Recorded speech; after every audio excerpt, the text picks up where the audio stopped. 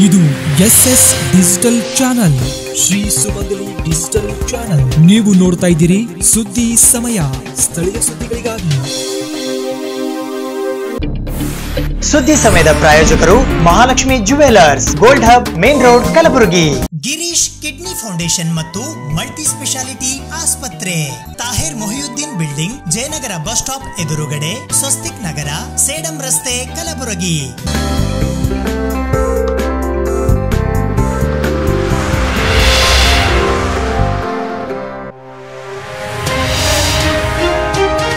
ಜಿಲ್ಲೆಯಲ್ಲಿ ದಾಖಲಾದ ವಿವಿಧ ಸ್ವತ್ತಿನ ಪ್ರಕರಣಗಳ ಆರೋಪಿಗಳಿಂದ ಒಟ್ಟು 25.90 ಲಕ್ಷ ರೂಪಾಯಿ ಮೌಲ್ಯದ ಮುದ್ದಿಮಾಲುಗಳನ್ನು ವಶಪಡಿಸಿಕೊಳ್ಳಲಾಗಿದೆ ಎಂದು ಎಸ್ಪಿ ಮಾಹಿತಿ.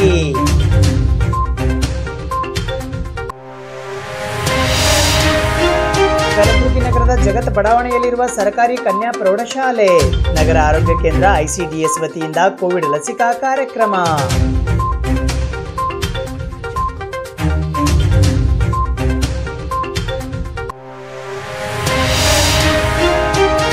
ಭಾರತ ರತ್ನ ಪಂಡಿತ ಭೀಮಸೇನ್ ಜೋಶಿ ಅವರ ಜನ್ಮದಿನ, ಕಲಬುರಗಿ ಜಿಲ್ಲಾ ಕನ್ನಡ ಸಾಹಿತ್ಯ ಪರಿಷತ್ ವತಿಯಿಂದ ಶತಮಾನೋತ್ಸವ ಸಂಭ್ರಮ.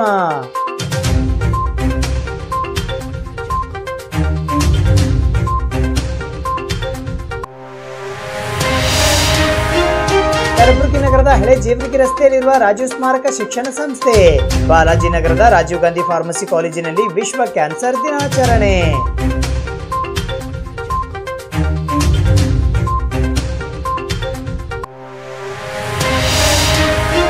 ಜನವರಿ 3 ಮತ್ತು 4ರಂದು ಕಲಬುರಗಿಯಲ್ಲಿ ಜರುಗಿದ ಪತ್ರಕರ್ತರ 36ನೇ ರಾಜ್ಯ ಸಮ್ಮೇಳನದ ಯಶಸ್ಸಿಗಾಗಿ ಶ್ರಮಿಸಿದ ಮಾಧ್ಯಮ ಮಿತ್ರರಿಗೆ ಜಿಲ್ಲಾ ಪತ್ರಕರ್ತರ ಸಂಘದ ವತಿಯಿಂದ ಗೌರವ ಸನ್ಮಾನ.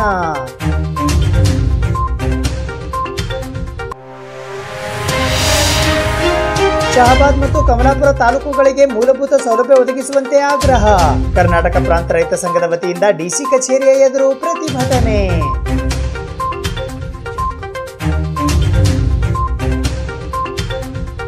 ಸುದ್ದಿ ಸಮಯಕ್ಕೆ ಸ್ವಾಗತ. ನಾನು RJ ಮಂಜು ಹಿರೋಳಿ. ಸುಮಾರು 10 ವರ್ಷಗಳಿಂದ ಪೊಲೀಸರಿಗೆ ತಲೆನೋವಾಗಿದ್ದ 3 ಜನ ಕುಖ್ಯಾತ ಮನೆಗಳ್ಳರನ್ನು ಬಂಧಿಸುವಲ್ಲಿ ಪೊಲೀಸರು ಯಶಸ್ವಿಯಾಗಿದ್ದಾರೆ ಎಂದು SP ಈಶಾ ಪಂತ್ ಅವರು ಮಾಹಿತಿ ನೀಡಿದ್ದಾರೆ.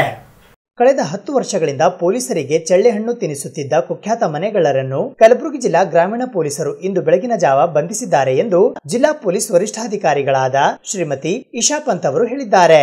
ಅವರು ಇಂದು ಕಲಬುರಗಿ ನಗರದ ಪೊಲೀಸ್ ಭವನದಲ್ಲಿ ಕರೆದಿದ್ದ ಜಂಟಿ ಪತ್ರಿಕಾಗೋಷ್ಠಿಯಲ್ಲಿ ಈ ವಿಷಯ ತಿಳಿಸಿ, ಕಳೆದ 10 ವರ್ಷಗಳಿಂದ ತಪ್ಪಿಸಿಕೊಳ್ಳುತ್ತಿದ್ದ ಯಾವುದೇ ಸಣ್ಣ ಮಾಹಿತಿಯೂ ಸಹ ಸಿಗದಂತೆ ಮನೆಗಳ್ಳತನ ಮಾಡಿ ಪೊಲೀಸರಿಗೆ ತಲೆನೋವಾಗಿದ್ದ 3 ಜನ ಆರೋಪಿಗಳನ್ನು ಒಂದು ತಂಡ ರಚಿಸಿ ತಂತ್ರಜ್ಞಾನವನ್ನ ಬಳಸಿ ಬಂಧಿಸಲಾಗಿದೆ ಎಂದರು. ಬಂಧಿತ ಚಂದ್ರಕಾಂತ್ ತಂದೆ ಬಸಣ್ಣ ಹಲಗೇನವರ್ 2018ರಲ್ಲಿ ಸುಲೇಪೇಟ್ ಪೊಲೀಸ್ ಠಾಣಾ ವ್ಯಾಪ್ತಿಯ ನಿಡಗುಂದಾದಲ್ಲಿ ನಡೆದ ಜೋಡಿ ಕೊಲೆ ಪ್ರಕರಣದಲ್ಲಿ ಪ್ರಮುಖ ಆರೋಪಿಯಾಗಿದ್ದಾನೆ ಎಂದು ವಿವರಿಸಿದರು. ಬಂಧಿತ ಆರೋಪಿ ಚಂದ್ರಕಾಂತ್ ಸುಮಾರು ವರ್ಷಗಳಿಂದ ತಲೆಮರೆಸಿಕೊಂಡು ಒಂದೇ ಸ್ಥಳದಲ್ಲಿ ವಾಸವಾಗಿರದೆ ಹಳೆಯ ಹಲವಾರು ಪ್ರಕರಣಗಳಲ್ಲಿ ಬೇಕಾದ ಆರೋಪಿಯಾಗಿದ್ದು, ಈತನ ಬಂಧನದಿಂದ ಮುಂದೆ ಜರುಗುವ ಅನೇಕ ಅಪರಾಧ ಪ್ರಕರಣಗಳನ್ನು ತಡೆಯುವಲ್ಲಿ ಕಲಬುರಗಿ ಜಿಲ್ಲಾ ಪೊಲೀಸರು ಯಶಸ್ವಿಯಾಗಿದ್ದಾರೆ ಎಂದು ಶ್ಲಾಘಿಸಿದರು. ಬಂಧಿತ ಎಲ್ಲ 3 ಜನ ಆರೋಪಿಗಳನ್ನು ನ್ಯಾಯಾಂಗ ಬಂಧನಕ್ಕೆ ಒಪ್ಪಿಸಲಾಗಿದೆ ಎಂದು ಅವರು ಹೇಳಿದ್ದಾರೆ. ಚಿಟುಗುಪ್ಪ ಪೊಲೀಸ್ ಠಾಣೆಯ 1 ಪ್ರಕರಣ ಸಮೇತ ಒಟ್ಟು ಕಲಬುರಗಿ ಜಿಲ್ಲೆಯ ವಿವಿಧ 13 ಕಳ್ಳತನ ಪ್ರಕರಣಗಳು ದಾಖಲಾಗಿದ್ದವು. ಕಲಬುರಗಿ ನಗರದ ಹೊರವಲಯದಲ್ಲಿರುವ ಕುರಿಕೋಟ ಬ್ರಿಡ್ಜ್ ಹತ್ತಿರ ಖಚಿತ ಮಾಹಿತಿಯ ಮೇರೆಗೆ ದಾಳಿ ಮಾಡಿದ ಪೊಲೀಸರು ಆರೋಪಿಗಳನ್ನು ಬಂಧಿಸಿದ್ದಲ್ಲದೆ ಅವರಿಂದ ಬೆಲೆ ಬಾಳುವ ಬಂಗಾರ ಆಭರಣಗಳು ಹಾಗೂ ನಗದು ಹಣವನ್ನು ಜಪ್ತಿ ಮಾಡಿದ್ದಾರೆ. ಕಾಳಗಿ ತಾಲೂಕಿನ ಮಂಗಲಗಿ ಗ್ರಾಮದ ಚಂದ್ರಕಾಂತ್ ಅಲಿಯಾಸ್ ವಿದ್ಯಾ ತಂದೆ ಬಸಣ್ಣ ಹಲಗೇನವರ್ ಮತ್ತು ಆತನ 2 ಸಹಚರರಾದ ಜಾಮಖೇಡ ಗ್ರಾಮದ ಪರಸ ತಂದೆ ಜಗನಕಾಳೆ ಮತ್ತು ಕಲಬುರಗಿ ನಗರದ ಛೋಟಾ ರೋಜಾದ ಖಾನಾಪುರ್ ನಿವಾಸಿ ರಾಘವೇಂದ್ರ ತಂದೆ ಭೀಮಶಾ ತೇಂಗ್ಳಿ ಎಂಬುವವರೇ ಬಂಧಿತ ಆರೋಪಿಗಳಾಗಿದ್ದಾರೆ. ಸುಮಾರು 20.40 ಲಕ್ಷ ರೂಪಾಯಿ ಮೌಲ್ಯದ 407.88 ಗ್ರಾಂ ಬಂಗಾರ, 7 ಕೆಜಿಯ ಒಂದು ದೇವರ ಮೂರ್ತಿ, ಅದರ ಮೌಲ್ಯ 5 ಲಕ್ಷ ರೂಪಾಯಿ ಅಲ್ಲದೆ ನಗದು 50,000 ರೂಪಾಯಿ ಹಣವನ್ನ ಜಪ್ತಿ ಮಾಡಿಕೊಂಡಿದ್ದಾರೆ. ಡಿಜಿಪುರದಲ್ಲಿ ಅವರು ರಿಕವರಿ ಮಾಡಿದ್ದಾರೆ. ಹಾಗೆ ಜೇವರ್ಗಿಯಲ್ಲಿ ಇವತ್ತು 8 ಗಾಡಿ ರಿಕವರಿ ಆಗಿದೆ, 12 ರಿಕವರಿ ಆಗಿದೆ, ಅಫಜಲ್ಪುರಲ್ಲಿ ಆಗಿದೆ, ಸೊ ಇಂಥ ರೇಗೂರಲ್ಲಿ ಕೂಡ ಆಗಿದೆ. ಸೊ ರಿಕವರಿ ಆಗ್ತಾ ಇದೆ. ಇದರ ಆದರೆ ನಾವು ಕೂಡ ಕೇರ್ಫುಲ್ ಇರಬೇಕು. ಕೆಲವು ಸತಿ ಏನಾಗುತ್ತೆ, ಹಂಗೆ ಗಾಡಿ ಬಿಟ್ಬಿಟ್ಟು ಹೋಗ್ತಾರೆ. ಸೊ ನಾವು ಕೂಡ ಕೇರ್ಫುಲ್ ಇರಬೇಕು. ಬಟ್ ರಿಕವರಿ ಇಲ್ಲಿ ಆಗ್ತಾ ಇದೆ. ನಮ್ಮ ಆಫೀಸರ್ಸ್ ರೆಗ್ಯುಲರ್ ಆಗಿ ಚೆಕ್ ಪೋಸ್ಟ್ ಎಲ್ಲ ವಿಸಿಟ್ ಮಾಡ್ತಾರೆ. ನಾವು ಸೀನಿಯರ್ ಆಫೀಸರ್ಸ್ ಆಗಿ ಕೂಡ ನಾವು ಕೂಡ ವಿಸಿಟ್ ಮಾಡ್ತೀವಿ. DYSP, CPI, PSI ರೆಗ್ಯುಲರ್ ಆಗಿ ವಿಸಿಟ್ ಮಾಡ್ತಾ ಇದ್ದಾರೆ. ಹಾಗೆ ರೆವೆನ್ಯೂ ಆ್ಯಂಡ್ ಹೆಲ್ತ್ ಅವರು ಕೂಡ ವಿಸಿಟ್ ಮಾಡ್ತಾರೆ. ಮೊನ್ನೆ ತಹಸೀಲ್ದಾರ್ ಅವರು ಕೂಡ ಅವರಿಗೆ ಕೂಡ ಇನ್ಸ್ಟ್ರಕ್ಷನ್ಸ್ ಹೋಗಿದೆ. CO ಅವರು ಕೂಡ ವಿಸಿಟ್ ಮಾಡ್ತಾ ಇದ್ದಾರೆ. ಸೊ ನಾವು ಎಲ್ಲ ನೋಡ್ತಾ ಇದ್ದೀವಿ ದಟ್ ಈ ಥರ ಯಾವುದು ಘಟನೆಗಳು ಆಗಬಾರ್ದು. ಆದರೆ ನಾವು ಆಲ್ರೆಡಿ ನಿಮಗೆ ಗೊತ್ತಿರಬೇಕು, ಕೆಲವು ಕಡೆ ನಾವು ಕ್ರಮ ತಗೊಂಡಿದ್ದೀವಿ. ಬಟ್ ಇದರಲ್ಲಿ ಬರೀ ಪೊಲೀಸ್ ಅವರು ಇರಲ್ಲ, ಎಲ್ಲ ಡಿಪಾರ್ಟ್ಮೆಂಟ್ಸ್ ಅವರು ಇರ್ತಾರೆ. ಸೊ ನಾವು ಜಾಯಿಂಟಾಗಿ ಕರೆಕ್ಟಾಗಿ ಕೆಲಸ ಮಾಡಬೇಕು, ಅದೇ ನಾವು ಟ್ರೈ ಮಾಡ್ತಾ ಇದ್ದೀವಿ.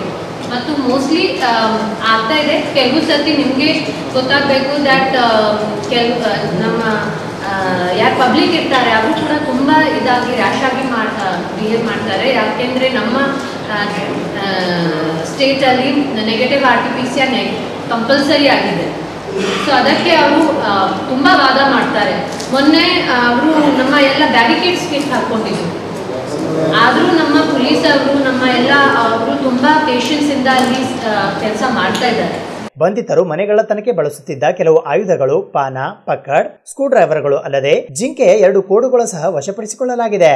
ಆರೋಪಿಗಳ ಬಂಧನಕ್ಕೆ ಪ್ರೊಬೆಷನರಿ DSP ವೀರಯ್ಯ ಹಿರೇಮಠ ಅವರ ನೇತೃತ್ವದಲ್ಲಿ ಕಲಬುರಗಿ ಗ್ರಾಮೀಣ ವೃತ್ತ PSI Shrimant ಇಲಾಳ್, DSRB PSI PS ವನಜಿಕರ್, CNF ಠಾಣಾ ವ್ಯಾಪ್ತಿಯ PSI ಚೇತನ್, ಚಿತ್ತಾಪುರ ಠಾಣೆಯ CHC ನಾಗೇಂದ್ರ, ಮಾಡಬುಳ ಠಾಣೆಯ CHC ಜಗನ್ನಾಥ, ಮಳಖೇಡ ಠಾಣೆಯ CHC ಶಿವರಾಜ್ ಅಲ್ಲದೆ ವಿವಿಧ ಠಾಣೆಗಳ ಸಿಬ್ಬಂದಿಗಳಾದ ಬಲರಾಮ, ಓಂಕಾರ ರೆಡ್ಡಿ, ಅಂಬರೀಶ ಬಿರಾದಾರ, ಬಸವರಾಜ ಅಲ್ಲದೆ ಗ್ರಾಮೀಣ ವೃತ್ತದ ಮಹಿಳಾ ಪೊಲೀಸ್ ಸಿಬ್ಬಂದಿಗಳು ಸಹ ಈ ತಂಡದಲ್ಲಿ ಭಾಗಿಯಾಗಿದ್ದರು ಎಂದು SP ಇಶಾಪಂತ್ ಅವರು ಹೇಳಿದ್ದಾರೆ.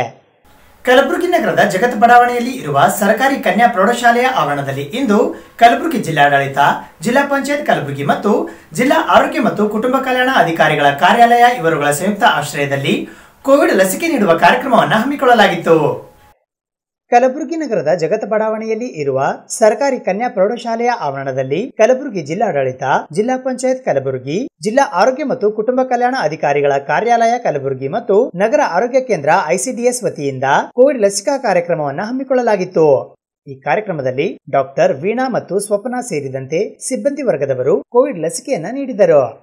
ಕೊರೋನಾ ವೈರಸ್ ರೋಗ ಖಚಿತಪಟ್ಟ ವ್ಯಕ್ತಿಯೊಂದಿಗೆ ನಾವು ಸಂಪರ್ಕದಲ್ಲಿದ್ದರೆ 14 ದಿನಗಳ ಕಾಲ ಮನೆಯಲ್ಲಿಯೇ ಕ್ವಾರಂಟೈನ್ ಇರಬೇಕು ಮತ್ತು ಚೆನ್ನಾಗಿ ನೈಸರ್ಗಿಕವಾಗಿ ಗಾಳಿಯಾಡುವ ಪ್ರತ್ಯೇಕ ಶೌಚಾಲಯವಿರುವ ಕೋಣೆಯಲ್ಲಿ ಇರಬೇಕು. ನಿಮ್ಮ ಕಣ್ಣು, ಮೂಗು ಮತ್ತು ಬಾಯಿಯನ್ನು ಮುಟ್ಟಬಾರದು. ನಿಮ್ಮ ಯಾವುದೇ ವಸ್ತುಗಳನ್ನು ಮನೆಯವರ ಜೊತೆ ಹಂಚಿಕೊಳ್ಳಬಾರದು. ಯಾವಾಗಲೂ ಸ್ವಚ್ಛವಾದ ಮಾಸ್ಕ್ ಬಳಸುವುದು ಮತ್ತು ಅದನ್ನು ಆಗಾಗ್ಗೆ ಬದಲಾಯಿಸಬೇಕು. ಕೆಮ್ಮು ಮತ್ತು ಸೀನುವಾಗ ಟಿಶ್ಯೂ, ಕರವಸ್ತ್ರ ಬಳಸಬೇಕು ಮತ್ತು ಏನನ್ನಾದರೂ ಮುಟ್ಟಿದಾಗ ಕಡ್ಡಾಯವಾಗಿ ಕೈ ತೊಳೆಯುವುದು ಮತ್ತು ಸ್ಯಾನಿಟೈಸರ್ ಬಳಸಬೇಕು. ಮಧುಮೇಹ, ಅಧಿಕ ರಕ್ತದ ಒತ್ತಡ, ಉಸಿರಾಟ ಮತ್ತು ಮೂತ್ರಪಿಂಡದಂತಹ ಕಾಯಿಲೆ ಇರುವ ವ್ಯಕ್ತಿಗಳಿಂದ ದೂರವಿರಬೇಕು. ನಮ್ಮ ಆರೋಗ್ಯದ ಕಾಳಜಿಯನ್ನು ನಾವೇ ಆಗಾಗ್ಗೆ ನಿಗಾವಹಿಸಬೇಕು. ವೃದ್ಧರು, ಚಿಕ್ಕ ಮಕ್ಕಳು, ಗರ್ಭಿಣಿಯರು, ನವಜಾತ ತಾಯಂದಿರು ದೂರವಿರಬೇಕು. ಪ್ರಸರಣ ಸರಪಳಿಯನ್ನ ಮುರಿಯಲು ಪೂರ್ವ ರೋಗ ಲಕ್ಷಣದ ವ್ಯಕ್ತಿಗಳು ಸ್ವಯಂ ಪ್ರತ್ಯೇಕತೆ ಕ್ವಾರಂಟೈನ್ ಕುರಿತು ಸ್ವಯಂ ಅರ್ಜಿ ಭರ್ತಿ ಮಾಡಬೇಕು. ಆರೈಕೆದಾರರು ಆಸ್ಪತ್ರೆಯೊಂದಿಗೆ ಸತತ ಸಂಪರ್ಕ ಹೊಂದಬೇಕು. ಆರೋಗ್ಯ ಸೇತು ಆಪ್ ಡೌನ್ಲೋಡ್ ಮಾಡಿ ಮತ್ತು ಯಾವಾಗಲೂ ಸಕ್ರಿಯವಾಗಿ ಕೆಲಸ ಮಾಡಲು ಬ್ಲೂಟೂತ್ ಆನ್ ಮಾಡಬೇಕು. ನಮ್ಮ ಆರೋಗ್ಯವನ್ನು ಮೇಲ್ವಿಚಾರಣೆ ಮಾಡಲು ಹಾಗೂ ಆರೋಗ್ಯ ಸ್ಥಿತಿಯನ್ನ ನಿಯಮಿತವಾಗಿ DSO, THO ಮತ್ತು ಡಾಕ್ಟರ್ಗಳಿಗೆ ತಿಳಿಸಬೇಕು. ಹೆಚ್ಚಿನ ಮಾಹಿತಿಗಾಗಿ 104 ಅಥವಾ 14410ಗೆ ಕರೆ ಮಾಡಬೇಕು ಅಥವಾ ರೋಗದ ಯಾವುದೇ ಲಕ್ಷಣಗಳು ಇದ್ದರೆ ತಕ್ಷಣ ವೈದ್ಯರನ್ನು ಭೇಟಿ ಮಾಡಬೇಕು. ಕೋವಿಡ್-19 ಬಗ್ಗೆ ಭಯ ಬೇಡ, ಆದರೆ ಎಚ್ಚರಿಕೆವಿರಲಿ ಎಂದು ಕಲಬುರಗಿ ಜಿಲ್ಲಾಡಳಿತ, ಜಿಲ್ಲಾ ಪಂಚಾಯತ್ ಹಾಗೂ ಜಿಲ್ಲಾ ಆರೋಗ್ಯ ಮತ್ತು ಕುಟುಂಬ ಕಲ್ಯಾಣ ಇಲಾಖೆ ಕಲಬುರಗಿಯ ವತಿಯಿಂದ ಜನಹಿತಕ್ಕಾಗಿ ಜಾರಿಗೊಳಿಸಲಾಗಿದೆ. ನನ್ನ ಹೆಸರು ಡಾಕ್ಟರ್ ವೀಣಾ ಅಂತ. ನಾನು ಆಡಳಿತ ವೈದ್ಯಾಧಿಕಾರಿಗಳು ICDS ಅಂತ ನಗರ ಆರೋಗ್ಯ ಕೇಂದ್ರ, ಅಲ್ಲಿ ವೈದ್ಯಾಧಿಕಾರಿಗಳಂತ ಕಾರ್ಯನಿರ್ವಹಣೆ ಮಾಡ್ತಾ ಇದ್ದೀನಿ. ನಮ್ಮದು ಈಗ ಶಾಲಾ ಲಸಿಕಾ ಕಾರ್ಯಕ್ರಮ ಕ್ಯಾಂಪೇನ್ನಲ್ಲಿ ಈ ದಿನ ಅಂದರೆ 4ನೇ ತಾರೀಕು ಫೆಬ್ರವರಿ ಈ ದಿನ ನಾವು ಜಗತ್ ಕನ್ಯಾ ಪ್ರೌಢಶಾಲೆಯಲ್ಲಿ ಕಾರ್ಯಕ್ರಮವನ್ನು ಹಮ್ಮಿಕೊಂಡಿದ್ದೇವೆ. ಇದು ಆಲ್ರೆಡಿ ಇದು 2nd ಡೋಸ್ ನಾವು ಈಗ ಕೊಡ್ತಾ ಇರೋದು. ಮೊದಲೇದಾಗಿ 1 ತಿಂಗಳ ಹಿಂದೆ ಕೋವ್ಯಾಕ್ಸಿನ್ ಲಸಿಕೆನ ಎಲ್ಲ ಶಾಲೆ ಕಾಲೇಜುಗಳಿಗೆ ಕೊಡಬೇಕು ಅಂತ ಸರ್ಕಾರ ನಿರ್ಧಾರ ಮಾಡಿರೋದ್ರಿಂದ ಅದೇ ಲಸಿಕೆಯನ್ನು ನಾವು ಮಕ್ಕಳಿಗೆ ಹಾಕ್ತಾ ಇದ್ದೀವಿ. ಲಸಿಕೆ ತುಂಬ ಸೇಫ್ ಆಗಿದೆ. ಎಲ್ಲರೂ ದಯಮಾಡಿ ಮಾಧ್ಯಮದ ಮುಖಾಂತರ ನಾನು ಕೇಳ್ಕೊಳ್ಳೋದೇನು ಎಲ್ಲ ಜನಗಳಿಗೆ ಅಂದರೆ, ಎಲ್ಲ ತಮ್ಮ ಮಕ್ಕಳು 15 to 17 ಇಯರ್ಸ್ ಇದ್ದವರಿಗೆ ದಯಮಾಡಿ ಲಸಿಕೆಯನ್ನು ಹಾಕಿಸ್ರಿ. ಒಂದು ಕೋವಿಡ್ ಅಂತಹ ಮಹಾಮಾರಿಯನ್ನು ಲಸಿಕೆಯಿಂದ ತಡೆಗಟ್ಟಬಹುದು ಅಂತ ಹೇಳಿ ನಾನು ಇಲ್ಲಿ ಆ್ಯಕ್ಚುಲಿ ಶಾಲೆದು ಸ್ಟ್ರೆಂತ್ ಇರೋದು 226, ಅರೌಂಡ್ 20 ಏನೋ ಆಬ್ಸೆಂಟ್ ಇದ್ದಾರೆ. ಮಿಕ್ಕಿದವ್ರಿಗೆ ಅರೌಂಡ್ 200 ನಾವು ಕವರ್ ಮಾಡಿದ್ದೀವಿ. ಇವತ್ತಿನ ದಿನ 2nd ಡೋಸ್ ಕೊಡ್ತಾ ಇದ್ದೀವಿ. ಆಲ್ರೆಡಿ ಫಸ್ಟ್ ಡೋಸ್ 1 ತಿಂಗಳ ಹಿಂದೆನೇ ಆಗಿದೆ. ಸೆಕೆಂಡ್ ಡೋಸ್ ಆಲ್ಮೋಸ್ಟ್ ಅಷ್ಟೇ ಕವರ್ ಮಾಡ್ತಾ ಇದ್ದೀವಿ. ಇದು ಬಂದುಬಿಟ್ಟು ಸರ್ಕಾರಿ ಕನ್ಯಾ ಪ್ರೌಢಶಾಲೆ ಜಗತ್ SP ಆಫೀಸ್ ಎದುರುಗಡೆ ಇರುವಂಥ ಶಾಲೆ ಇದು.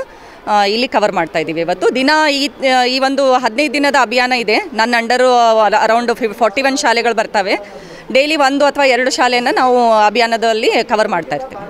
ಕಲಬುರಗಿ ಜಿಲ್ಲಾ ಕನ್ನಡ ಸಾಹಿತ್ಯ ಪರಿಷತ್ನ ವತಿಯಿಂದ ಇಂದು ಕಲಬುರಗಿ ನಗರದ ಸರ್ದಾರ್ ವಲ್ಲಭಭಾಯ್ ಪಟೇಲ್ ವೃತ್ತದ ಹತ್ತಿರವಿರುವ ಕನ್ನಡ ಭವನದಲ್ಲಿ ಸಂಗೀತ ದಿಗ್ಗಜ ಭಾರತ ರತ್ನ ಪಂಡಿತ್ ಭೀಮಸೇನ್ ಜೋಶಿ ಅವರ ಜನ್ಮ ಶತಮಾನೋತ್ಸವ ಸಂಭ್ರಮ ಕಾರ್ಯಕ್ರಮವನ್ನು ಹಮ್ಮಿಕೊಳ್ಳಲಾಗಿತ್ತು. ಕಲಬುರಗಿ ನಗರದ ಸರ್ದಾರ್ ವಲ್ಲಭಭಾಯ್ ಪಟೇಲ್ ವೃತ್ತದ ಹತ್ತಿರವಿರುವ ಕಲಬುರಗಿ ಜಿಲ್ಲಾ ಕನ್ನಡ ಸಾಹಿತ್ಯ ಪರಿಷತ್ತಿನ ಕನ್ನಡ ಭವನದಲ್ಲಿ ಇಂದು ಖ್ಯಾತ ಹಿಂದೂಸ್ತಾನಿ ಸಂಗೀತ ದಿಗ್ಗಜರಾದ ಭಾರತ ರತ್ನ ಪಂಡಿತ್ ಭೀಮಸೇನ್ ಜೋಶಿ ಅವರ ಜನ್ಮ ಶತಮಾನೋತ್ಸವ ಸಂಭ್ರಮ ಕಾರ್ಯಕ್ರಮವನ್ನು ಹಮ್ಮಿಕೊಳ್ಳಲಾಗಿತ್ತು. ಈ ಕಾರ್ಯಕ್ರಮಕ್ಕೆ ವಿಧಾನ ಪರಿಷತ್ನ ಸದಸ್ಯರಾದ ಡಾಕ್ಟರ್ ಸಾಬಣ್ಣ ತಳವಾರ್ ಅವರು ಜ್ಯೋತಿ ಬೆಳಗಿಸುವ ಮೂಲಕ ಚಾಲನೆ ನೀಡಿದರು. ಈ ಸಂದರ್ಭದಲ್ಲಿ ಕಲಬುರಗಿ ಜಿಲ್ಲಾ ಕನ್ನಡ ಸಾಹಿತ್ಯ ಪರಿಷತ್ತಿನ ಅಧ್ಯಕ್ಷರಾದ ವಿಜಯಕುಮಾರ್ ಪಾಟೀಲ್ ತೇಗಲತಿಪ್ಪಿ, ಕಾರ್ಯದರ್ಶಿಗಳಾದ ಶಿವರಾಜ ಅಂಡಗಿ, ಶರಣರಾಜ ಚಪ್ಪರವಂದಿ, ರಾಜುಗೌಡ ನಾಗನಹಳ್ಳಿ, ವಿಶ್ವನಾಥ ಪಾಟೀಲ ಗೌನಹಳ್ಳಿ, ಶಿವಾನಂದ ಮಠಪತಿ, ರಾಜೇಂದ್ರ ತೆಗನೂರ, ಬಸಯ್ಯ ಸ್ವಾಮಿ ಹೊದಲೂರ, ದೇವೇಂದ್ರಪ್ಪ ಗಣಮುಖಿ, ಮಲ್ಲಯ್ಯ ಝಳಕಿಮಠ, ಕಲ್ಯಾಣಕುಮಾರ ಶೀಲವಂತ, ಪ್ರಭು ಪಟ್ಟಣಕರ್, ವಿಶ್ವನಾಥ ತೊಟ್ನಳ್ಳಿ ಸೇರಿದಂತೆ ಇತರರು ಉಪಸ್ಥಿತರಿದ್ದರು. ನಿತ್ಯ ನೂತನ ನಿರಂತರವಾಗಿರ್ತಕ್ಕಂಥ ಕಾರ್ಯಕ್ರಮವನ್ನು ಮಾಡತಕ್ಕಂಥ ಹುಮ್ಮಸ್ಸಿನೊಳಗೆ ನಾವೆಲ್ಲ ಇದ್ದಿದ್ದೀವಿ. ಈಗಾಗಲೇ ಅನೇಕ ಜನರು ಅನೇಕ ರೀತಿಯ ಸಹಕಾರ ಸಹಾಯವನ್ನ ಮಾಡ್ತಾ ಬಂದಿದ್ದಾರೆ. 2 ತಿಂಗಳ ಅವಧಿಯೊಳಗೆ 10 ಅನೇಕ ರಚನಾತ್ಮಕ ಕಾರ್ಯಕ್ರಮಗಳು ಕೂಡ ಪರಿಷತ್ತಿನ ಅಡಿಯಲ್ಲಿ ನಾವು ಮಾಡಿದ್ದೀವಿ. ಅದರ ಜೊತೆಗೇನೆ ಮೊನ್ನೆ ತಾನೇ ಜನವರಿ 26ನೇ ತಾರೀಕಿನಂದು ಇದೇ ನಮ್ಮ ಕನ್ನಡ ಭವನದ ಅಂಗಳದೊಳಗೆ ಒಂದು ಗ್ರಂಥಾಲಯ ಇಲಾಖೆಯ ಸಹಕಾರದೊಂದಿಗೆ ಒಂದು ಸಾರ್ವಜನಿಕ ಗ್ರಂಥಾಲಯ ಶಾಖೆ ಕೂಡ ಆರಂಭ ಮಾಡಿದ್ದೀವಿ. ಉಸ್ತುವಾರಿ ಸಚಿವರು ಮತ್ತು KKRDBಯ ಅಧ್ಯಕ್ಷರು ಮತ್ತು ಎಲ್ಲ ವಿಧಾನ ಪರಿಷತ್ತಿನ ಸದಸ್ಯರು ಎಲ್ಲರೂ ಶಾಸಕರ ಸಮ್ಮುಖದೊಳಗೆ ಆ ಒಂದು ಗ್ರಂಥಾಲಯ ಕೂಡ ಇದೆ ಕನ್ನಡ ಭವನದ ಅಂಗಳದೊಳಗೆ ನಾವು ಸ್ಥಾಪನೆ ಮಾಡಿದ್ದೀವಿ. ಈ ರೀತಿ ಅನೇಕ ರಚನಾತ್ಮಕ ಆಲೋಚನೆಗಳನ್ನ ನಾವು ಇಟ್ಟುಕೊಂಡಿರ್ತಕ್ಕಂಥ ಹಿನ್ನೆಲೆಯೊಳಗೆ ಕನ್ನಡ ಸಾಹಿತ್ಯ ಪರಿಷತ್ತಿನ ಕಾರ್ಯಕ್ರಮ ಇನ್ನಷ್ಟು ಕ್ರಿಯಾಶೀಲವಾಗಿರಿಸತಕ್ಕಂಥ ನಿಟ್ಟೊಳಗೆ ಆ ಕ್ರಿಯಾಶೀಲಗೊಳಿಸತಕ್ಕಂಥ ನಿಟ್ಟೊಳಗೆ ಎಲ್ಲರ ಸಹಕಾರ ಕೂಡ ಬಹಳ ಮುಖ್ಯ ಇದೆ ಅಂತಕ್ಕಂಥ ಮಾತನ್ನು ಈ ಸಂದರ್ಭದಲ್ಲಿ ಹೇಳಿ, ಈ ನೆಲದ ಒಂದು ಗುಣನೇ ಆ ರೀತಿ ಇದೆ. ಈ ನೆಲದ ಗುಣ ಆ ರೀತಿ ಹೇಗಂದ್ರೆ ಎಲ್ಲರನ್ನೂ ಹಚ್ಚಿಕೊಳ್ಳುವುದೇ ಈ ನೆಲದ ಒಂದು ಗುಣ. ಎಲ್ಲರನ್ನೂ ನನ್ನವರು ನಮ್ಮವರು ಅಂತಕ್ಕಂಥ ಭಾವನೆ ತೋರಿಸುವುದೇ ಇವತ್ತು ನಮ್ಮ ಗುಣ. ನಾನೂ ಸಹ ಇವತ್ತು ಎಲ್ಲೇ ಹೋಗಲಿ ಒಂದು ಥರ ನಮ್ಮವರು ಅಂದ ತಕ್ಷಣ ಒಂದು ಭಾವನೆ. ಬೆಳಗಾವಿಯಲ್ಲಿ ಏನಾದರೂ ಒಂದು 32 ಪಾಸಿಂಗ್ ಇರ್ತಕ್ಕಂಥ ಗಾಡಿ, ಅದು ಲಾರಿ ಆಗಿರ್ಬೋದು, ಕಾರ್ ಆಗಿರ್ಬೋದು, ಪಾಸ್ ಆಗ್ತದೆ, ತಂದ್ಕೊಳ್ತಾ ಹೋಗ್ತಿರ್ತದೆ ಕಾರ್ ಅದು ಅಥವಾ ಲಾರಿ. ಬೆಳಗಾವಿ ನಗರದಲ್ಲಿ ನಾನು ಹೀಗೆ ತಿರುಗಿ ನೋಡ್ತಾ ಇರ್ತೀನಿ, ಯಾಕಂದ್ರೆ ನಾನು ನೋಡಿದ್ದಿಲ್ಲ ಅಂತ. ಇದು ಭಾವನೆ, ಅಭಿಮಾನ, ಇದು ನನ್ನ ತಗಂತಕ್ಕಂಥ ಅಭಿಮಾನ. ಇನ್ನೊಂದೇನಂತಂದ್ರೆ ನಾವು ವಿಶೇಷವಾಗಿ ಕಲಬುರಗಿ ಜನ ಬಿಚ್ಚು ಮನಸ್ಸಿನವರು, ಎಲ್ಲ ರೀತಿಯಿಂದ ಬಿಚ್ಚು ಮನಸ್ಸಿನವರು. ಗೌರವ ಕೊಡುವುದಕ್ಕಾಗಿ ಆಗಲಿ ಮತ್ತು ಎಲ್ಲರನ್ನೂ ಸಹಕಾರ ಮಾಡುವುದಕ್ಕಾಗಲಿ, ಇವನು ಎಲ್ಲಿವರೆಗೆ ಅಂದರೆ ಹಲವಾರು ಸಂದರ್ಭಗಳಲ್ಲಿ ಅವಮಾನಗಳನ್ನು ಉಣ್ಣುವುದಕ್ಕೂ ಸಹ ಬಿಚ್ಚು ಮನಸ್ಸಿರುತ್ತೆ. ನಾನು ಹಲವಾರು ಸಂದರ್ಭದಲ್ಲಿ ಕಲಬುರಗಿಯವನು ಆಗಿರುವುದಕ್ಕಾಗಿಯೇ ಅವಮಾನಗಳನ್ನು ಉಂಡಿದ್ದೇನೆ ನಾನು. ಯಾಕಂದರೆ ನಿಮ್ಮೂರು ಯಾವುದು? ಕಲಬುರಗಿ. ಸುಳ್ಳು ಹೇಳೋಕ್ಕಾಗೋದಿಲ್ಲ, ಭಾಷೆ ಮುಚ್ಚಿಡೋಕ್ಕಾಗೋದಿಲ್ಲ, ಹೆಸರು ಮುಚ್ಚಿಡೋಕ್ಕಾಗೋದಿಲ್ಲ, ಹುಟ್ಟು ಮುಚ್ಚಿಡೋಕ್ಕಾಗೋದಿಲ್ಲ. ಎಲ್ಲಿ ಅಂದ ತಕ್ಷಣ ನಾನು ಹೇಳ್ತಿದ್ದೆ, ಓ ಅಲ್ಲಿದವರ ಮೊದಲು ಏನು ಆತ್ಮೀಯತೆ ನಾನು ಕೂಡ ಮಾತಾಡ್ತಾ ಇದ್ದಾರೆ. ಒಬ್ಬ ಯೂನಿವರ್ಸಿಟಿ ಪ್ರೊಫೆಸರು, ಒಬ್ಬ ಅಕಾಡೆಮಿಷನು, ನಾವು ಆಲ್ಸೋ ಈಗ ವಿಧಾನ ಪರಿಷತ್ ಸದಸ್ಯರು ಅಂತ. ಕಲಬುರಗಿ ಅಂದ ತಕ್ಷಣ ಅಂತ ನಾವು ಹಾಗಿಲ್ಲ. ಅವ್ರು ಮಂಗಳೂರದವ್ರು ಬರಲಿ, ಬಿಜಾಪುರದವ್ರು ಬರಲಿ, ಬೆಂಗಳೂರದವ್ರು ಬರಲಿ, ಎಲ್ಲರೂ ನಾವು ಅಂತೀವಿ, ನಮ್ಮವ್ರು ಅಂತೀವಿ. ಎಷ್ಟು ವ್ಯತ್ಯಾಸ ಇದೆ. ಹಾಗಾಗಿ ನಾನು ಹೇಳ್ತಾ ಇರ್ತೀನಿ, ಇವತ್ತಿನವರೆಗೆ ಕರ್ನಾಟಕ ಅಂತಕ್ಕದ್ದು ಮಾನಸಿಕವಾಗಿ ಒಂದಾಗಿಲ್ಲ. ಮಾನಸಿಕವಾಗಿ ಇವತ್ತಿನವರು ಕರ್ನಾಟಕದಲ್ಲಿ ಒಂದಾಗಿಲ್ಲ. ನೀವು ಬೇರೆ, ನಾವು ಬೇರೆ, ಅವ್ರ ಆ ಕಡೆ, ಈಗ ಇವ್ರ ಕಡೆ, ಹಿಂದೂ ಏನೋ ಅಂತಾರೆ. ನಾವು ಬೇರೆ ಪಾಕಿಸ್ತಾನದಲ್ಲಿ ನನಗೆ ನೋಡ್ತಿರ್ತಾರೆ. Litre I had experience. ನನಗೆ ಅಲ್ರಿ ಏನಂತ ಆ ಒಂದು ಇದು ಹೋಗ್ಬೇಕಾಗಿದೆ ಜನರ ಹತ್ರ. ಇಲ್ಲಿರ್ತಕ್ಕಂಥ ಸಂಸ್ಕೃತಿ, ಇಲ್ಲಿರ್ತಕ್ಕಂಥ ಸಾಹಿತ್ಯ, ಪ್ರೀತಿ, ವಿಶ್ವಾಸ, ಅಭಿಮಾನ ಎಲ್ಲಿ ಸಿಗೋದಿಲ್ಲ. ಭಾಳ ಭಕ್ತವಾಗಿ ಹೇಳ್ತೇನೆ ನಾನು. ಮತ್ತು ಯಾರನ್ನೂ ಪ್ಲೀಸ್ ಮಾಡೋದಕ್ಕಾಗಿ ಹೇಳ್ತಾರೆ. ನಾನು ಅನುಭವದ ಪ್ರಕಾರ ಹೇಳ್ತಾರೆ ಹೇಳೋದು. ಇದು ಒಂದು ವಿಚಾರ ಇದೆ. ನಾನು ಏನಾಗಿದೆ ಅಂದರೆ, ನಾನು ರಾಜಕಾರಣಿ ಅಲ್ಲ, ಅವರ ಶಿಕ್ಷಣ ಕ್ಷೇತ್ರದಿಂದ ರಾಜಕೀಯಕ್ಕೆ ಅನಿರೀಕ್ಷಿತವಾಗಿ ಬಂದಿರತಕ್ಕಂಥ ವ್ಯಕ್ತಿ ಮತ್ತು ರಾಜಕೀಯದಲ್ಲಿ ನನಗೆ ಆಗಿರ್ತಕ್ಕಂಥ ಒಂದು ದಾರಿ, ಒಂದು ಉದ್ದೇಶ ಇಟ್ಕೊಂಡು ಹೋಗ್ತಾ ಇದ್ದೀನಿ, ಕೆಲಸ ಮಾಡ್ತಾ ಇದ್ದೀನಿ. ನಾನು ಅದು ಎಲ್ಲಿ ಯಾವುದೇ ರೀತಿಯಾದ ಪ್ರಚಾರ ಬಯಸದೆ ಮಾಡ್ತಾ ಇದ್ದೀನಿ. ಆದರೆ ಯಾವಾಗ ಬರಬೇಕಾದಂಥ ಸಂದರ್ಭಕ್ಕೆ ಸಿಕ್ಕಾಗೆಲ್ಲರೂ ನಾನು ವಿಧಾನ ಪರಿಷತ್ತಿನಲ್ಲಿ ಕಲಬುರಗಿಗೆ ಸಂಬಂಧಪಟ್ಟಂತೆ ಹಲವಾರು ವಿಷಯಗಳನ್ನು ಎತ್ತಾ ಇರ್ತೇನೆ. ಏಕೆಂದರೆ ನಾನು ಇಲ್ಲಿಂದ ಬೆಳಗಾವಿಗೆ ಹೋದರೂ ಸಹಿತ ಕರ್ನಾಟಕ ವಿಶ್ವವಿದ್ಯಾಲಯದಲ್ಲಿದ್ದೆ, ರಾಣಿ ಚೆನ್ನಮ್ಮ ವಿಶ್ವವಿದ್ಯಾಲಯದಲ್ಲಿ ಕೆಲಸ ಮಾಡಿದರೂ ಸಹಿತ ನಮ್ಮಲ್ಲಿ ಪ್ರಾಜೆಕ್ಟ್ಸ್ಗಳು ಅಂತ ಬರ್ತವೆ, ಕೆಲವರು ಗೊತ್ತಿರಬೇಕು. ಪ್ರಾಜೆಕ್ಟ್ಸ್ಗಳು ಸರ್ಕಾರದಿಂದಲೇ ಪ್ರಾಜೆಕ್ಟ್ಸ್ ಬರ್ಕೊಡ್ತಾರೆ, ಅವರು ಹಣ ಕೊಡ್ತಾರೆ, ನಾವು ರಿಪೋರ್ಟ್ ಮಾಡಬೇಕು, ಸರ್ಕಾರಕ್ಕೆ ಕೊಡಬೇಕು. ಅದು ಕೇಂದ್ರ ಸರ್ಕಾರಕ್ಕೆ. ನಾನು ಎಕನಾಮಿಕ್ಸ್ಗಿಂತ ಸಾಮಾನ್ಯವಾಗಿ ಕೇಂದ್ರ ಸರ್ಕಾರಕ್ಕೆ. ನಾನು ಮಾಡಿರ್ತಕ್ಕಂಥ 4 ಮೇಜರ್ ಪ್ರಾಜೆಕ್ಟ್ಗಳು ಇಲ್ಲಿ ಹೈದರಾಬಾದ್ ಕರ್ನಾಟಕ, ಈಗ ಕಲ್ಯಾಣ ಕರ್ನಾಟಕ ಅಂತಾರೆ, ಹೈದರಾಬಾದ್ ಕರ್ನಾಟಕದ ಮೇಲೆಯೇ ಮಾಡಿದ್ದು. ನಾನು 4 ಪ್ರಾಜೆಕ್ಟ್ಗಳು ಅಧ್ಯಯನ ರಿಸರ್ಚ್ ಮಾಡಿದ್ದು ನಾನು. ಸುದ್ದಿ ಇನ್ನು ಇವೆ, ಸದ್ಯಕ್ಕೆ ಬ್ರೇಕ್. ಸುದ್ದಿ ಸಮಯದ ಪ್ರಾಯೋಜಕರು Mahalakshmi jewellers, gold hub, main road, Kalaburagi. Girish kidney foundation ಮತ್ತು ಮಲ್ಟಿ ಸ್ಪೆಷಾಲಿಟಿ ಆಸ್ಪತ್ರೆ, Tahir Mohiuddin building, Jayanagar bus stop ಎದುರುಗಡೆ, ಸ್ವಸ್ತಿಕ್ ನಗರ, ಸೇಡಂ ರಸ್ತೆ, ಕಲಬುರಗಿ. ಕಲಬುರಗಿ ನಗರದ ಹಳೆ ಜೇವರ್ಗಿ ರಸ್ತೆಯ ಬಾಲಾಜಿ ನಗರದಲ್ಲಿರುವ ರಾಜೀವ್ ಸ್ಮಾರಕ ಶಿಕ್ಷಣ ಸಂಸ್ಥೆಯ ರಾಜೀವ್ ಗಾಂಧಿ ಫಾರ್ಮಸಿ ಕಾಲೇಜಿನಲ್ಲಿ ಇಂದು ವಿಶ್ವ ಕ್ಯಾನ್ಸರ್ ದಿನಾಚರಣೆ ಕಾರ್ಯಕ್ರಮವನ್ನು ಹಮ್ಮಿಕೊಳ್ಳಲಾಗಿತ್ತು. ಕಲಬುರಗಿ ನಗರದ ಹಳೆ ಜೇವರ್ಗಿ ರಸ್ತೆಯ ಬಾಲಾಜಿ ನಗರದಲ್ಲಿರುವ ರಾಜೀವ್ ಸ್ಮಾರಕ ಶಿಕ್ಷಣ ಸಂಸ್ಥೆಯ ರಾಜೀವ್ ಗಾಂಧಿ ಫಾರ್ಮಸಿ ಕಾಲೇಜಿನಲ್ಲಿ ದಿನಾಂಕ 4ನೇ ಫೆಬ್ರವರಿ 2022ರಂದು ಕ್ಲೋಸ್ ದ ಕೇರ್ ಗ್ಯಾಪ್ ಎಂಬ ಥೀಮ್ ನೊಂದಿಗೆ a multi disciplinary approach towards treatment for cancer ಎಂಬ ವಿಷಯದ ಮೇಲೆ ವಿಶ್ವ ಕ್ಯಾನ್ಸರ್ ದಿನಾಚರಣೆ ಕಾರ್ಯಕ್ರಮವನ್ನು ಇಂದು ಮಧ್ಯಾಹ್ನ 2:30 ಗಂಟೆಗೆ ಕಾಲೇಜಿನ ಸಭಾಂಗಣದಲ್ಲಿ ಆಚರಿಸಲಾಯಿತು. ಈ ಕಾರ್ಯಕ್ರಮಕ್ಕೆ ಸಂಪನ್ಮೂಲ ವ್ಯಕ್ತಿಗಳಾಗಿ Ayurveda MD doctor Allama Prabhu, Unani MD doctor Farooqui, MD Khamuddin, oncology MS doctor Gururaja Deshpande, ಹೋಮಿಯೋಪತಿಯ ಡಾಕ್ಟರ್ ಕಿರಣ್ ರಾಠೋಡ್ ಬಿಎಚ್ಎಂಎಸ್, ಫಾರ್ಮಸಿಯ doctor Raghunandana Deshpande MPharm PhD ಆಗಮಿಸಿದ್ದರು.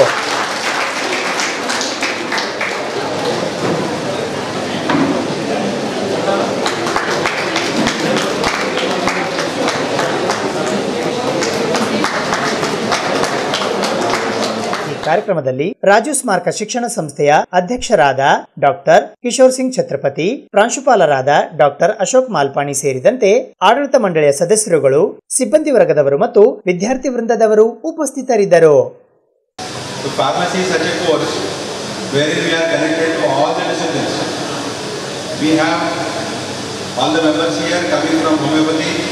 Ayurveda, Unani, Allopathy, almost all the leading professions which are already established, and we are all connected. Pharmacists are connected to each and every profession, because whenever there is a need of a new molecule or a new formulation, we come into play. We are integral part of healthcare system. So we are celebrating World Cancer Day. We have celebrated Alzheimer's Day. So many functions we have already organized. And the basic intention of this particular seminar, that is multidisciplinary approach towards cancer treatment, is actually it was sort of my brainchild. So I lost my father some 15 years back because of prostate enlargement, and he underwent operation also, and in 2 days he collapsed, maybe because of operation or post-op care. So later I thought no one should suffer from this particular situation, and without surgical intervention this particular disease has to be cured. So I worked for 3 years and came to a conclusion that grapeseed extract can cure prostate enlargement, and I tested it on many individuals who had this particular problem, and it was awesomely good. I have got many testimonials regarding that. And later on, when I went into depth, so it had anti-cancer activity also. So I asked my daughter to go ahead with that research, and she prepared oral anti-cancer gel, and we could see that within 15 days the oral anti-cancer was reduced. So significant reduction of cancer cells was observed within 50 days. So coming to this particular topic, when we considered grapeseed extract, it looks like an Ayurvedic medicine, and pro-ancestrin, which is abundantly available in grapeseed extract. If you write that name, it looks like allopathic medicine. Rajiv Memorial Pharmacy College is very close to me. Every year, for one of the batches, I conduct a class in our institute. So last year, because of COVID, they have not come, but I think now the restrictions have gone. So this year again, a batch will come, and I have your teacher. He is very much in coordination with me. Couple of students are also Rohit is also very close to me, one of your ex-students. So with their coordination, one class we do every year for you all. So this year also, I expect that you visit our center and you see what is, how we are treating cancer patients. Last time I told more about this radiopharmaceuticals. When students came, I spoke about radiopharmaceuticals because it's a new branch in both which cancer patients also benefit, as well as for pharmaceutical students, it's a new branch. So last time we spoke about that. और आज जो ये programme यहाँ organise किया गया है, ये cancer day के तौर पर जो मनाया जा रहा है, इस प्रोग्राम में यूनानी, आयुर्वेदा और एलोपैथिक सिस्टम ऑफ मेडिसिन को मिलाकर इस प्रोग्राम को जो है तो ऑर्गेनाइज किया गया है. So one thing I want to make very clear is, sir told that he has given a seminar on radiopharmaceuticals. So outcome of radiopharmaceuticals, nowadays students are using laptop, mobile phones. So all this covers under radiopharmaceuticals. So in case we use more mobile, brain cancer, we are going to face brain cancer. So almost all students is a big warning for all of you. See, always 90% of students are using mobile phone nowadays. Continuously they use. So it is very difficult. We have to use the instruments which are very useful, but we have to take care of our health also, which is very important. We forget sometimes in our busy schedule regarding our health. So recently we have seen a big pandemic. That pandemic was so severe in the second wave that most of the people we have witnessed the deaths. So it is because when we take into consideration the cancer, so totally because of this COVID, the cancer patients are being masked. So we see totally, as per the statistical data of Guranji, so 7 lakh deaths occur every year in our country because of cancer. So it is not even 1% when compared to COVID deaths. So in second wave it is 50%, but not 7 lakhs. So it is less 1% that we are seeing due to COVID, but it is totally masked. We are forgetting about heart attacks. Sir has given us beautiful statistical data how death occurred due to heart attack and because of COVID and because of cancer. So all this we need to take care, and our health is very important, and especially they are going to deal with all the aspects as far as cancer treatment is concerned. When we see about students using, especially software professionals, they are using laptops. Laptops also harm the patients by using continuously. So especially we need to take care each and every aspect in our life, and we should lead a healthy life and eat good fruits, vegetables which are available naturally to us. Today's statement was also there. We have to utilize the natural resources. Whatever is available in our environment, we need to use those and stay healthy and avoid such type of cancer. ಜನವರಿ 3 ಮತ್ತು 4ರಂದು ಕಲಬುರಗಿ ನಗರದ Goa hotel ಹತ್ತಿರದ ಅಪ್ಪ public ಶಾಲೆಯ ಆವರಣದಲ್ಲಿನ ಪೂಜ್ಯ ಶ್ರೀ ಬಸವರಾಜಪ್ಪ ಅಪ್ಪ ಸ್ಮಾರಕ ಭವನದಲ್ಲಿ ಜರುಗಿದ ಪತ್ರಕರ್ತರ 36ನೇ ರಾಜ್ಯ ಸಮ್ಮೇಳನದ ಯಶಸ್ಸಿಗಾಗಿ ಶ್ರಮಿಸಿದ ಎಲ್ಲ ಮಾಧ್ಯಮ ಮಿತ್ರರಿಗೆ ಇಂದು ಕಲಬುರಗಿ ಜಿಲ್ಲಾ ಕಾರ್ಯನಿರತ ಪತ್ರಕರ್ತರ ಸಂಘದ ವತಿಯಿಂದ ಕಲಬುರಗಿ ನಗರದ ಪತ್ರಿಕಾ ಭವನದಲ್ಲಿ ಸನ್ಮಾನಿಸಿ ಗೌರವಿಸಲಾಯಿತು. ಕಳೆದ ತಿಂಗಳು ಜನವರಿ 3 ಮತ್ತು 4ರಂದು ಕಲಬುರಗಿಯಲ್ಲಿ ನಡೆದಿರತಕ್ಕಂಥ ಕರ್ನಾಟಕ ಕಾರ್ಯನಿರತ ಪತ್ರಕರ್ತರ ಸಂಘದ ಹಾಗೂ ಬೆಂಗಳೂರು ಪತ್ರಕರ್ತರ ಸಂಘದ ಎರಡೂ ಸಹಯೋಗದಲ್ಲಿ 36ನೇ ಪತ್ರಕರ್ತರ ರಾಜ್ಯ ಸಮ್ಮೇಳನ ಒಂದು ಐತಿಹಾಸಿಕವಾಗಿ ನಡೆದಿರ್ತಕ್ಕಂಥ ನಿಮಗೆಲ್ಲರಿಗೂ ತಿಳಿದಿರುವ ವಿಷಯ. ಆ ಐತಿಹಾಸಿಕ ಸಮ್ಮೇಳನಕ್ಕೆ ಮುನ್ನುಡಿ ಬರೆಯಲು ಪ್ರತಿಯೊಬ್ಬರು ಕಲಬುರಗಿಯಲ್ಲಿ ಇರ್ತಕ್ಕಂಥ ಮಾಧ್ಯಮ ಮಿತ್ರರು, ಛಾಯಾಗ್ರಾಹಕರಿರ್ಬೋದು, ಪ್ರಿಂಟ್ ಆ್ಯಂಡ್ ಎಲೆಕ್ಟ್ರಾನಿಕ್ ಎಲ್ಲರದ್ದು ಪಾತ್ರ ಬಹಳಷ್ಟು ಪ್ರಮುಖವಾಗಿದೆ. ಆ ನಿಮಿತ್ತವಾಗಿ ಇಂದು ನಮ್ಮ ಕರ್ನಾಟಕ ಕಾರ್ಯನಿರತ ಪತ್ರಕರ್ತರ ಸಂಘ ಕಲಬುರಗಿ ನಾವು ನಮ್ಮ ನಾವು ಸಮ್ಮೇಳನದ ಯಶಸ್ವಿಗೆ ಎಲ್ಲರೂ ಪ್ರತಿಯೊಬ್ಬರು ಶ್ರಮಿಸಿದ್ದೇವೆ. ಅವರೆಲ್ಲರಿಗೂ ನಮ್ಮ ಅಭಿನಂದಿಸ್ತಕ್ಕಂಥ ಒಂದು ನಮ್ಮ ಸಂಘದ ಧ್ಯೇಯವಾಗಿದೆ. ಆ ನಿಮಿತ್ತವಾಗಿ ಇವತ್ತಿನ ದಿವಸ ನಾವು ಎಲೆಕ್ಟ್ರಾನಿಕ್ ಮೀಡಿಯಾದವರು ಎಲ್ಲರೂ ಮತ್ತು ವರದಿಗಾರರು ಇರ್ಬೋದು, ಛಾಯಾಗ್ರಾಹಕರು ಎಲ್ಲರೂ ಒಂದು ಅಭಿನಂದಿಸ್ತಕ್ಕಂಥ ಕಾರ್ಯಕ್ರಮವನ್ನು ಈ ಸಾಯಂಕಾಲ ಹಮ್ಮಿಕೊಂಡಿದ್ದೀವಿ.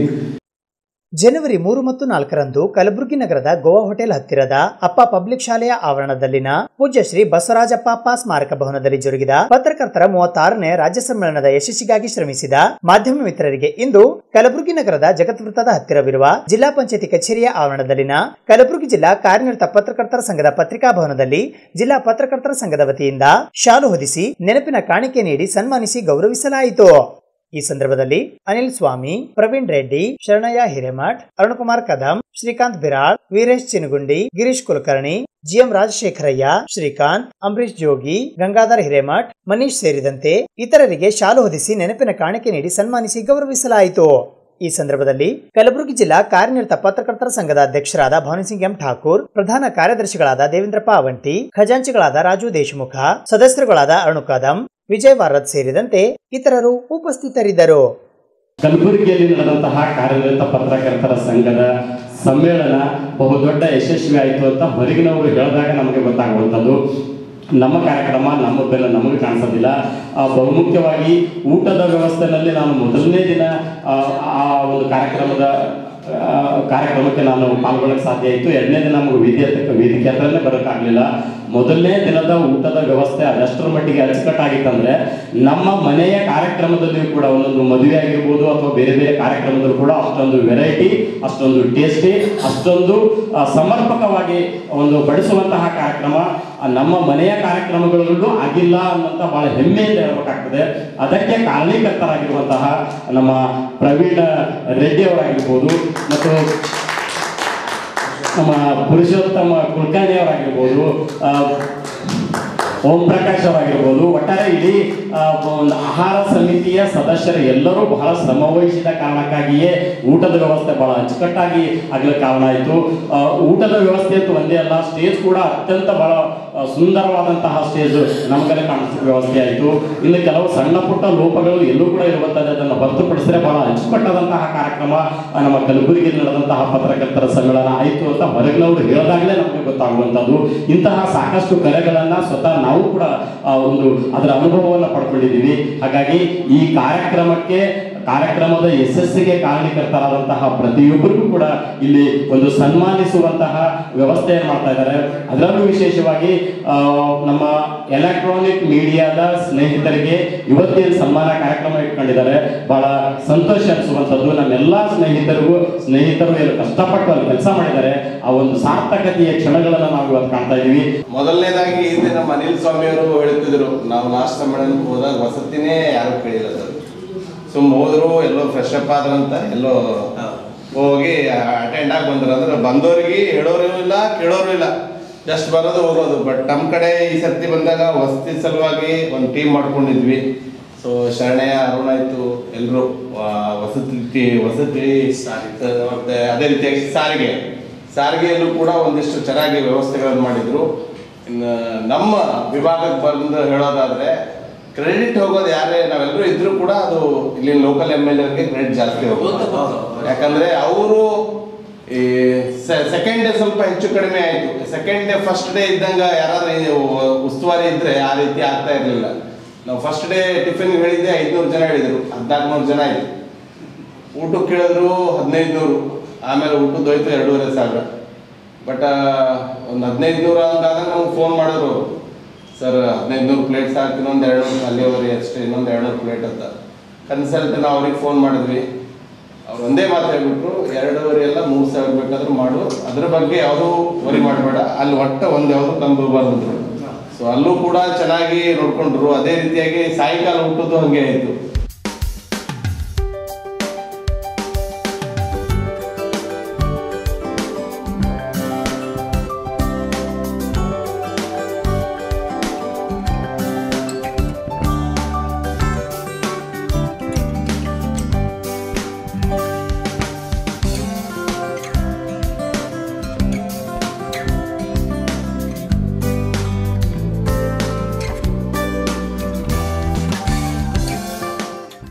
ಕಲಬುರಗಿ ಜಿಲ್ಲೆಯ ಶಹಾಬಾದ್ ಮತ್ತು ಕಮಲಾಪುರ ತಾಲೂಕುಗಳಿಗೆ ಮೂಲಭೂತ ಸೌಲಭ್ಯಗಳನ್ನು ಒದಗಿಸಲು ಜಿಲ್ಲಾಧಿಕಾರಿಗಳ ಅಧ್ಯಕ್ಷತೆಯಲ್ಲಿ ಸಭೆ ಕರೆಯುವಂತೆ ಆಗ್ರಹಿಸಿ ಕರ್ನಾಟಕ ಪ್ರಾಂತ ರೈತ ಸಂಘದ ನೇತೃತ್ವದಲ್ಲಿ ಇಂದು ಕಲಬುರಗಿ ನಗರದ ಜಿಲ್ಲಾಧಿಕಾರಿಗಳ ಕಚೇರಿಯ ಮುಂದೆ ಪ್ರತಿಭಟನೆ ನಡೆಸಲಾಯಿತು.